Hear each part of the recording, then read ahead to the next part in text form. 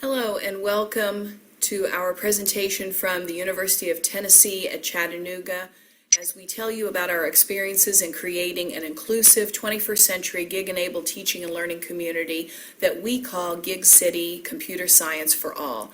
I'm Stephanie Phillip and I'm the Interim Director of the STEM Education Program here at the University of Tennessee at Chattanooga. I'm in the School of Education and also a liaison between education and the College of Engineering and Computer Sciences and the College of Arts and Sciences. Also, we have our co-PI is Dr. Joseph Kiza, who is a experienced computer scientist on our faculty here at the University of Tennessee at Chattanooga. We also have senior personnel Michael Stone of the Public Education Foundation, who has helped us create a research practice partnership with Hamilton County Schools, and our graduate assistant Jacob Robbins, who will talk to you today about the research impacts and facets of our program. I'm going to talk to you a little bit about the agenda we have for today. I will share some details with you about our project background and the motivations we have had and still have in developing this research practice partnership for computer science education. We'll talk about the goals of the project and the phases that we've broken down this project into to help us manage activities and outcomes. Also, we'll talk about the current phase that we're in now, and I'll turn this over to Michael Stone, who will talk to you in depth about the vision for a computer science education pathway pre-K through 14. For our area, and that we hope to share with the rest of the country as a model. Jacob Robbins will talk to you about our project research questions, the current research that's going on now, and the next steps in our program. So about 5 or 6 years ago, we started talking very seriously here at the University of Tennessee at Chattanooga about computer science education and the need for diversifying the computer science participation in our area and in our country. Computer science is the most rapidly growing STEM industry, and STEM is already growing at twice the rate of other job sectors. Computer science is pushing that job growth mainly, and we know that we want our computer science workforce to be more diverse and to be more well-rounded and all the things that we need because everything is so tied to this. Computer science blends science, technology, engineering, and math, and so it is truly an integrated STEM subject, STEM discipline. Our area businesses and technology sectors demand a workforce that is computer science literate and supports computer science and computational thinking. Our area is known for power production as being part of the Tennessee Valley Authority. We are also one of the few areas in the country that is concentrating a lot of effort on advanced battery production for our vehicles of the future and devices of the future. And also, we have many data analytics, insurance, medical, banking, all kinds of technologies that use computer science workers. Our local and surrounding school district lacks a comprehensive computer science course and professional development pathway, and we're ready now to develop this pathway with our local schools and local stakeholders and aligned with new Tennessee State K through 8 computer science standards. A research practice partnership is a collaboration between multiple stakeholders that effectively allows us to address and solve local issues, taking lots of voices into account. It's not just UTC telling everyone what to do, but it is a partnership, a true partnership between the practitioners that are working with our students, the educational leaders that are working with our teachers, the research basis that we can bring in from the university, and our local stakeholders that will someday be the recipients of these students as their workforce, and they know what they need and they know what students need to be able to do. So this partnership is truly strong and is at the focus right now of what we're developing. Our RPP is being formed to develop this computer science computational thinking pathway to prepare Chattanooga's workforce and create this inclusive pipeline that's so much more diverse than it has been for these high demand jobs of the future. So our goals of our project, our first goal is of course to develop this team, this research practice partnership, to implement a computer science curriculum, to talk about what a computer science curriculum should contain, and support the engagement of stakeholders from a variety of sectors. More voices will make a stronger product, we believe.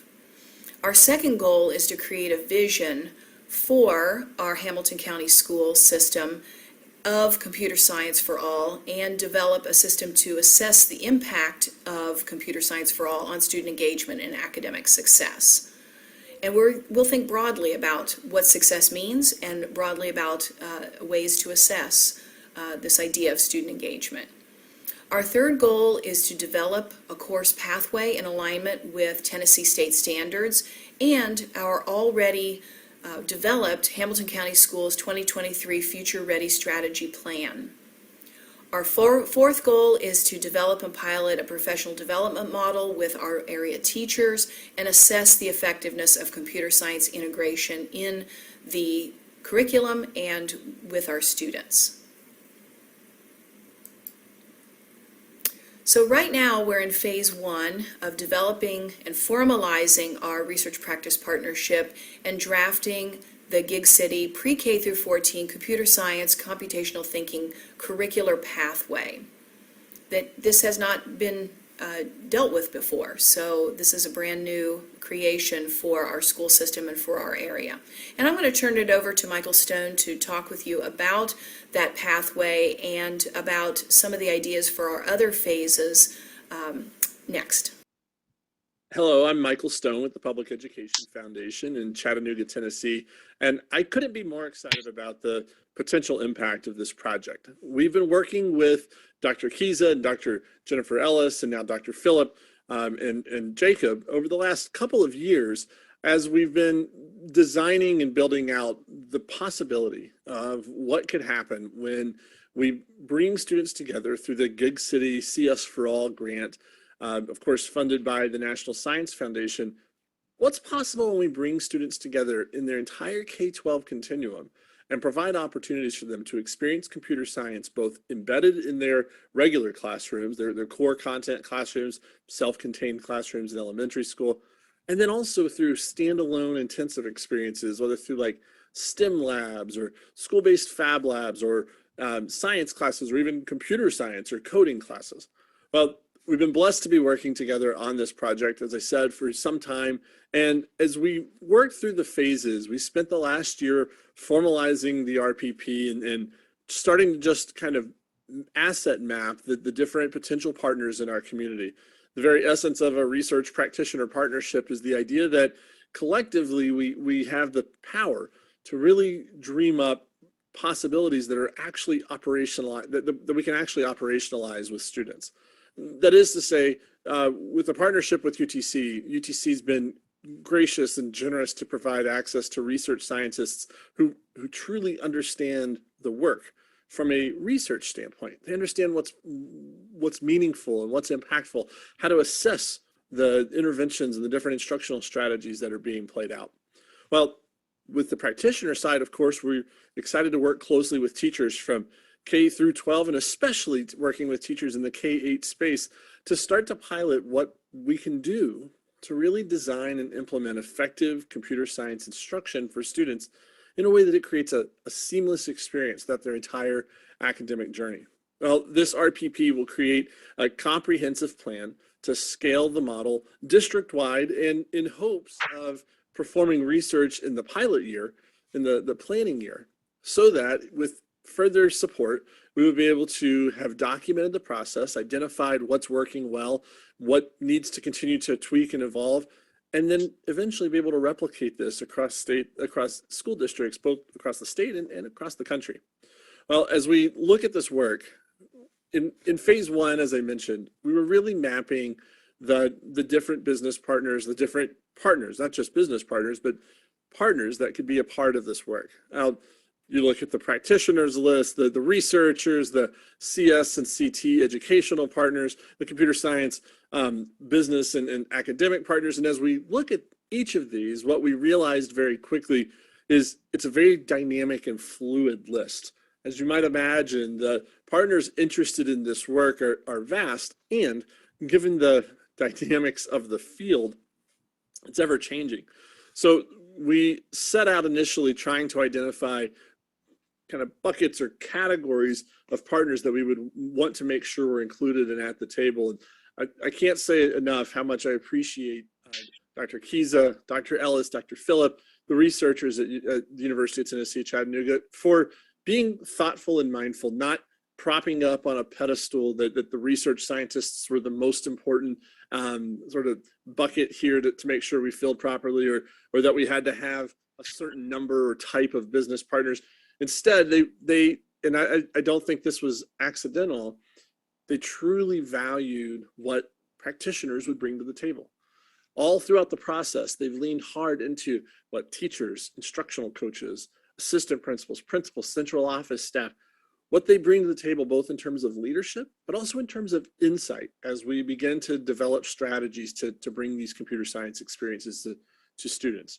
Now, of course, we value all four categories here because it's critical that we're able to work distinctly within our niche, but also collaboratively across sort of niche boundary lines. My background with the Public Education Foundation sets myself and our team up nicely to provide professional development. But we needed to interact with representatives from local organizations like Blue Cross Blue Shield of Tennessee, Tennessee Valley Authority, Unum, Electric Power Board, and others to make sure that we were actually providing the kind of computer science training that's relevant today.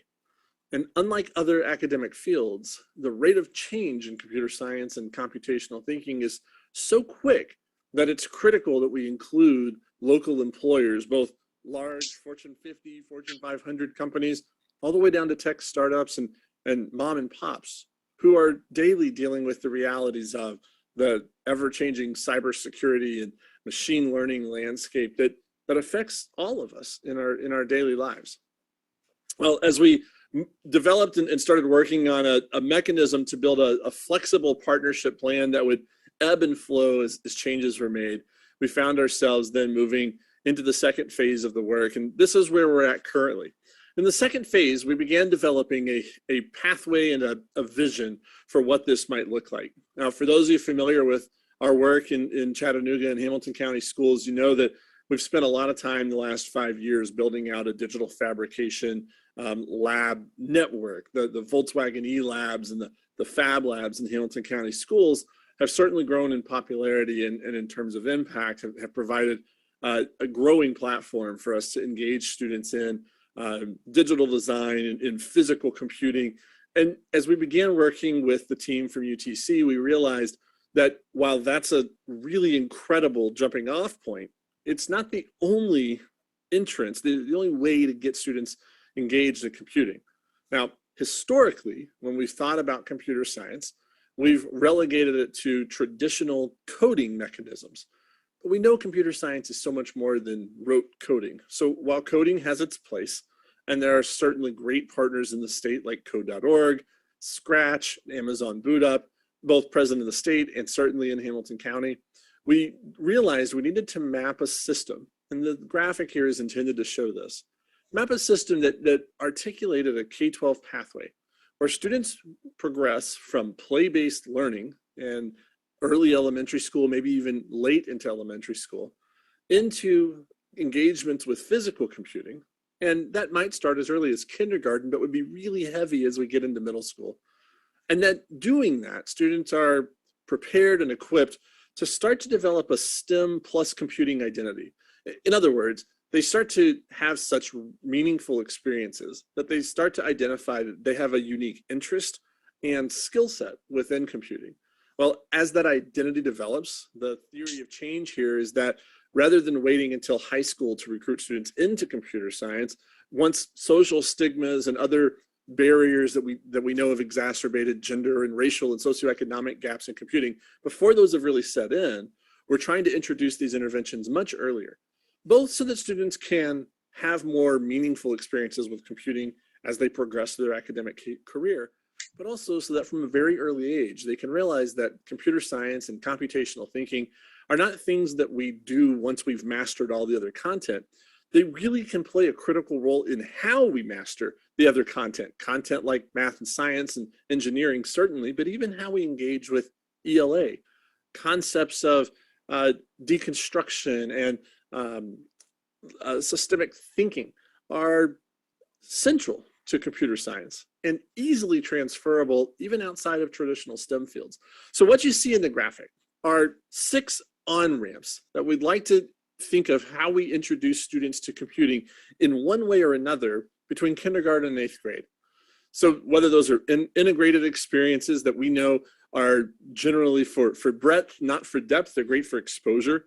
When you look at related arts classes where students can dig a little deeper and engage in some more intensive computing types of experiences, you'll see competitive gaming on there. It just makes sense to tap into the gaming market as students increasingly spend time both playing video games, watching other people play video games. It's a great opportunity to give them like an after-school club. Think of what a competitive gaming team might look like at your school and how that might grab a hold of students who currently don't have maybe a group to fit into, but also who they could be introduced to the problem solving and the logic involved in gaming, the cooperation, and some of those essential skills that we know transcend any particular niche industry. We of course value what can happen and is happening in libraries and maker spaces. We value extracurricular opportunities where students engage in like code camps and hackathons, and perhaps a little bit unique to our local system are these eLab or digital fabrication lab experiences where students are engaged with hands-on robotics and one-to-one or one-to-many experiences through physical computing. As we do this, we began to map these against the existing state framework for computer science and computational thinking. So you'll see some of that language there. I'll unpack the back end of this a little more quickly. We're excited about the possibility of looking at exploring computer science as an 8th or 9th grade course in the local school system. The course comes out of Cal Berkeley and was designed specifically to bring an equity lens to how we teach computer science. It's a foundational course in computing that can capitalize on those early experiences that expose students to the possibilities, and then provide a foundation for ethical computing and computing through the lens of equity. As we migrate out of that in early high school, what we're working to do is create multiple off-ramps to say not every student should be or wants to be or even maybe can be a computer scientist. But if we've had these meaningful experiences through 9th grade, rather than an adult making that decision for them or social stigmas pushing them away, students are empowered to make that decision uniquely and individually. You see the other more traditional pathways there above as we look at like future ready institutes or embedded academies, sort of traditional AP computer science pathways in high school. The high school pathways are well vetted. They've been researched for the last 20 years. There's a lot of research-based curriculum and structure. And in Tennessee, the CTE pathways in computing continue to evolve to stay with modern times. Essentially, we didn't need to do a lot of legwork to rebuild that. We wanted to make sure that we were intentionally aligning with those existing structures and understanding that those structures already point to 2- and 4-year degrees and certificates at whether that's at trade school, within the TCAT system, or at community colleges, or certainly preparing students to go on and pursue engineering or computer science degrees at our 4-year universities. Building around this vision, this vision for a fully articulated K-12 pathway, it's ambitious. We have not built this yet. There are elements of it that are in play already in practice, but we're excited about what the research practitioner partnership can do because it has provided us with the structure and intentionality to make sure that as we provide these mechanisms, these interactions with students in our schools, that we can now start to align them to a intentional and strategically designed framework to make sure that students are having a vertical progression the same way we've done in other subjects for years, but unique to the dynamism and relevance of the computer science field. Hi there, my name is Jacob Robbins. I'm a psychology graduate student here at UT Chattanooga, and I'm the graduate assistant on the GigCity RPP. I'll be talking about the research side of the project, the main research questions that are guiding the project, and a specific research project that's looking at some additional questions here at a local elementary school. So let's go over the 3 primary research questions guiding the project first, and then I'll go into that project looking at the elementary school. So our first question is, what is the most effective practice in developing an inclusive pathway, or what are the most effective set of practices? So for this, we've done some background research and looking at nationwide practices and other RPPs. For example, New York City CS4All project emphasizes culturally relevant computer science by doing things like integrating CS activities into R&B music. So we're definitely considering the types of strategies that combine inclusivity and embedding computer science into existing curricula. We're also fortunate here in Chattanooga as it's home to mini fabrication labs, or fab labs, and these are designated STEM makerspaces with tools for designing and creating technological artifacts like 3D printed class projects or programming robots. So a fab lab is a great way to broaden STEM exposure to underrepresented groups, and they also promote flexibility to make computer science relevant to things that the students really care about. For example, the students at Brown Academy, the elementary school we'll be talking about here shortly, they recently hosted a showcase of videos that they had made using Scratch, and these videos are about African-American community figures here in Chattanooga. So that's just one really fun and great example of how Fab Labs can bring relevant topics that students care about to a computer science experience. So, and I'll return more to this inclusivity element here in a bit regarding Brown Academy's Fab Lab and how we're planning to research that element in students' computer science experience. Our second question is, what learning strategies and models are most effective for making computer science more inclusive for diverse student communities? So looking at the underserved communities, we have the Girls Preparatory Academy here in Chattanooga, and we also have a Latino community. So we have some really good opportunities here to examine underrepresented groups in the computer science space. And again, with Brown Academy, we're able to investigate inclusive learning strategies in African-American, 3rd, 4th, and 5th graders as they go through coding and programming experiences. Our third question that's been guiding this project is, what professional development strategies are most effective in supporting computer science integration in pre-K through 12 classrooms? So this is another question we're approaching from multiple angles. One angle being that there are several efforts going on here in Hamilton County with bringing computer science professional development to our teachers that we hope to build on with this project. Another angle is from the background research we've been doing about other successful RPPs. Another example here is CT for EDU in Michigan, where they emphasize teacher-created professional development tools like lesson plans. So those RPP investigators have found some really great results with teachers bringing their own self-created tools into their math and science classrooms to guide their integration of computer science and computational thinking. So just like with the New York City RPP, these are some of the North Stars for our own approaches to building on and enhancing professional development here in Chattanooga.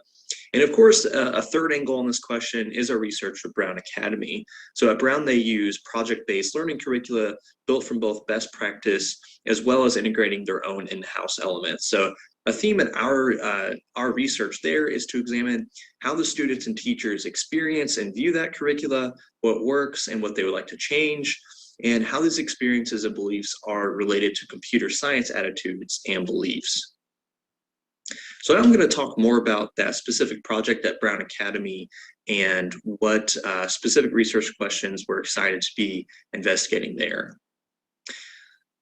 So Brown Academy is a K-5 school near downtown Chattanooga that serves underrepresented students, and it's home to the Innovation Center, which houses one of Chattanooga's mini fabrication labs. So Therein, students use 3D printers and coding software through that project-based learning curricula. So far, our study's been approved by UT Chattanooga's review board, and we've just started collecting data, and we've done those surveys out to Brown, and we're really excited to get that going as the next month goes along here. So now I'm just going to go into the background research that has informed our approach to that project there.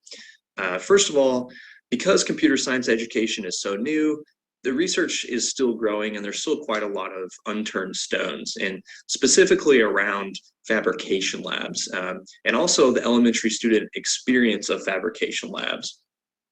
Furthermore, teachers' beliefs about integrating computer science is still scarcely studied, and this is something we hope to address in this project here. So not only is this uncharted territory as far as the literature goes, but it's also relevant to refining our efforts to bringing early CS education in Chattanooga. And with enough data, we hope to be in a good position for other districts to model their approaches to this issue as well. So before I go deeper into the areas we'll be investigating, I want to first invite you to reflect on two of our leading questions for this study. So the first question is, for teachers, what type of personal factors might be related to beliefs about the value of computer science education? So if you'd like to pause the video and think about this, or just take a second to come up with your own answers. The next question is, for students, what types of factors might be related to their engagement with computer science? So again, if you want to take a second to pause the video or just think about this on your own, I just ask that you keep those in mind as we discuss what we decided to look at. That way, by the end, if there's still something left to be desired that you thought of, or an idea you have, you could share that with us and help us further this line of research. So now I'm going to get into the actual design and the content of our study at Brown Academy. So from the outset, it's an exploratory design. There are 10 teachers and 30 students that we hope to reach with our closed and open-ended questionnaires, just as sort of looking at the study as a stepping stone, sort of investigating the broader Hamilton County schools and Chattanooga area. So as far as the content of the study, these are our primary research questions. For teachers, we're looking at what things might promote being open towards integrating computer science. And for students, we're looking at what things are related to engaging with and pursuing computer science. So I'm going to go into some more depth, starting with the teacher side. So in particular, we want to know first, what do teachers think about computer science and technology? Do they think learning about programming is valuable or inevitable? Do they think elements of project-based learning is useful for succeeding? And then what factors might be related towards these value beliefs or these success beliefs? So is it certain approaches to teaching? Is it what motivates the teacher, being extrinsically motivated or motivated by creativity or intrinsically motivated? Is it the instructor's beliefs about intelligence, their mindset about learning? So those are some of the ways we're hoping to see how beliefs about computer science are affected and how those come about. Now I'm going to talk about the student side in more depth here. So for students, we want to know first, what are their beliefs and attitudes towards computer science tasks and activities, and also the computer science careers that are available. So do they find programming enjoyable or boring? How confident, how much self-efficacy do they have in their coding skills? Do they relate to being a programmer? Do they have that self-concept? And is that present in underrepresented groups? And what views do they have on being a programmer when they grow up? And then also, what factors might be related to this engagement, this identity, and this self-efficacy? And one factor that we're looking at is intrinsic motivation. So a student's tendency to naturally or by default engage with cognitively demanding activities. And we're also excited to look at the teacher factors and how those relate to computer science identity and engagement. So we plan to have the data collected within a month, and we'll be analyzing and writing up the results this summer, and we're hoping to present by next fall. So now I'm just going to go about I'm going to talk about the next steps more generally. So we're looking at ways to integrate computer science into existing curricula in like math and science. So this is one of the overarching next steps for us. And we saw how overwhelmed teachers were these past several months. And so we want to be mindful when we try to add to that plate. So figuring out ways to organically teach computer science rather than make it an entirely new and separate class is crucial for us as we go forward.